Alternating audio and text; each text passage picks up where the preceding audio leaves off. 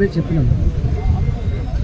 ఏ uncondition రేటును 2 లక్షల రూపాయలు రుణాలు చేస్తాను, అన్కండిషన్లు చేయాలి తప్ప ఈ 6 పేజీల అనేక రకాల ప్రతిబంధకాలు పెట్టి అందరినీ ఎగరగొట్టి 34,000 కోట్ల జాగాలో 5,000 6,000 కోట్ల రూపాయలు ఇచ్చి దాని ఒక పండుగలాగా చారిత్రాత్మక దినంగాలాగా అవన్నీ ఇది చాకరి దినం కాదు.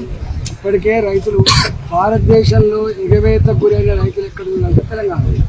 దానికి కారణం ఏంటంటే గతంలో ఉన్నటువంటి ప్రభుత్వం, ఇవాళ ఉన్నటువంటి ప్రభుత్వం. కాబట్టి ఇవాళ బేస్యాలకు పోకుండా అన్కండిషనల్గా రైతాంగానికి రుణమాఫీ చేయాలని చెప్పి డిమాండ్.